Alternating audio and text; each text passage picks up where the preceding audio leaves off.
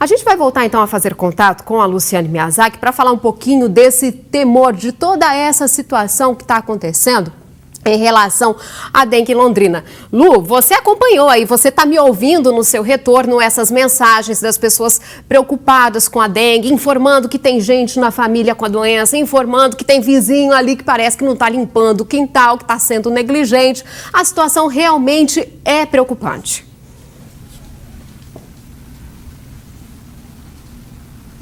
Pois é, né, Ju? A gente tem acompanhado já isso há um bom tempo, né? Inclusive esse aumento de procura nas unidades básicas de saúde, nos hospitais. E aí muita gente também tem questionado, afinal de contas, por que não internou? De repente a dengue foi confirmada, está com febre alta, está com sintomas, plaquetas baixas, por que não interna, né? Sobre isso, a gente vai conversar agora, então, com o médico epidemiologista da 17ª Regional de Saúde, o Flávio Santana. Doutor, então, primeiro, né, por que essa dúvida? Quando interna, quando não interna? Quando é preciso hospitalizar, então, uma pessoa com dengue? Boa tarde para todos os telespectadores da TV Tarobá. Olha, isso é realmente importante, questão de dúvida até para os profissionais de saúde e para a população em geral também, principalmente no momento de epidemia.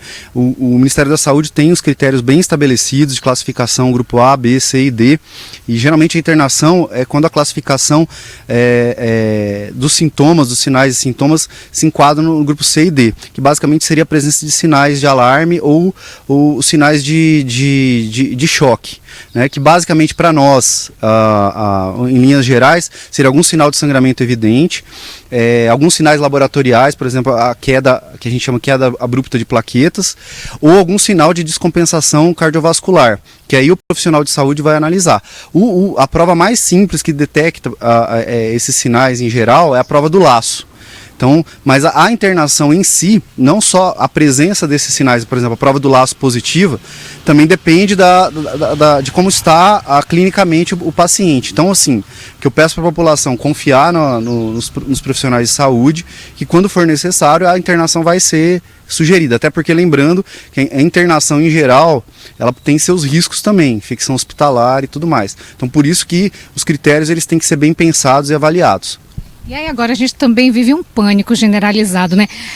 Alguns sintomas da dengue lembram muito também de um resfriado, de uma gripe. Quando é que esses sintomas passam a ser diferentes, a chamar a atenção realmente? A gente tem, apesar da epidemia da dengue, a gente tem outras doenças circulando. A gente tem os resfriados, os vírus comuns do resfriado, as gripes em geral. O coronavírus que ainda está longe daqui, a gente não tem casos aqui, só quem viajar que pode ter a suspeita.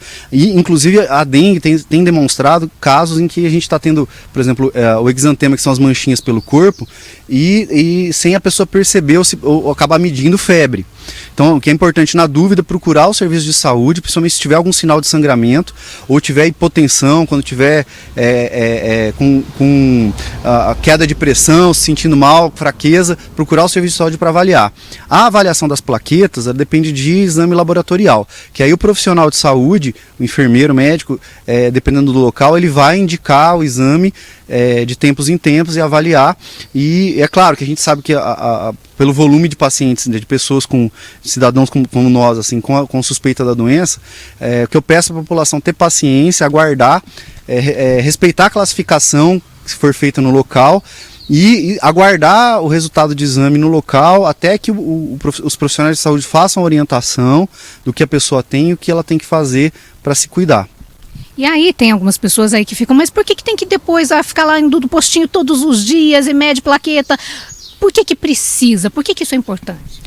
Resumidamente, a dengue, ela tem do 3º ao 5º dia, em média do 3º ao 4º dia, tá? Ela tem um primeiro período que é o período febril, e aí tem um período que chama de defervescência da febre.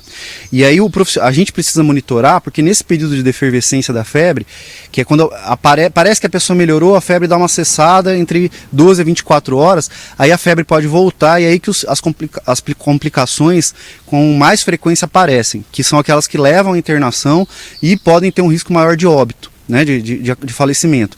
Então a gente pede para estar indo de dia após dia, principalmente quem tem algum problema de saúde, diabetes, hipertensão, algum outro tipo de problema autoimune, a gente pede para ir diariamente para estar monitorando e a gente detectar precocemente os sinais de alerta, e aí essa pessoa a gente acompanhar mais de perto até internar para fazer um monitoramento mais intenso.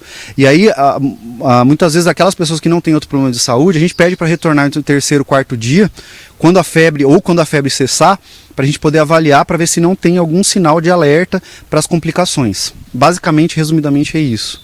A gente tem ouvido algumas histórias, por exemplo, na escola do meu filho tem uma criança que foi confirmado dengue, não vou levar ele para a escola, né? A gente sabe que é o mosquito que transmite a doença, mas há esse risco de ter que, de repente, não mandar a criança para a escola? Olha, basicamente assim, qualquer doença gera esse tipo de alarme, esse tipo de... A gente tem que lembrar das medidas de precaução. Então, a utilização do repelente, manter uma boa hidratação, uma boa alimentação, e a escola, com certeza, as escolas já estão tomando precauções em relação ao controle do vetor, né?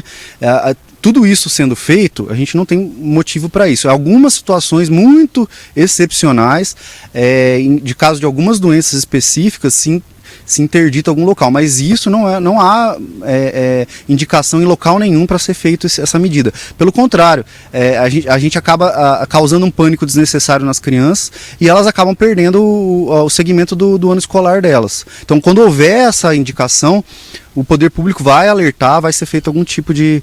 Mas não há necessidade disso não, mas manter as precauções, principalmente o uso do repelente, isso independente da escola, em casa, no passeio, continuar até que esse período passe. Doutor, a pergunta é a seguinte, né? Ou seja, eu preciso ir para uma outra cidade aqui da região, várias estão com epidemia. O que fazer, né? O que a pessoa deve fazer? Olha, as medidas são basicamente as mesmas, né? Que é o que eu já falei, mas assim, vamos repetir. A gente não tem como deixar a nossa vida de lado, a vida não para e o cotidiano tem que seguir. O uso do repelente é a medida mais eficaz, principalmente aqueles com icaridina, como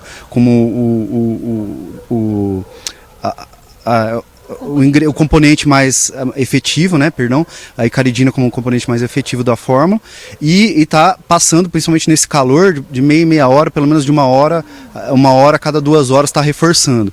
E se notar a presença do vetor, reforçar o uso do repelente para não estar exposto, porque a gente não tem como não seguir a nossa vida, né?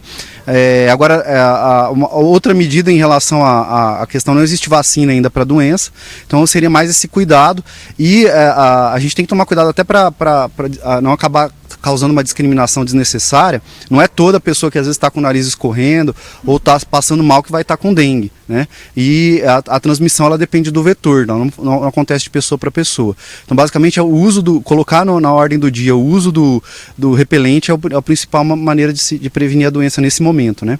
Eu já vi algumas mães que cobrem os filhos, põem blusa de manga comprida, calça, meia. Isso ajuda?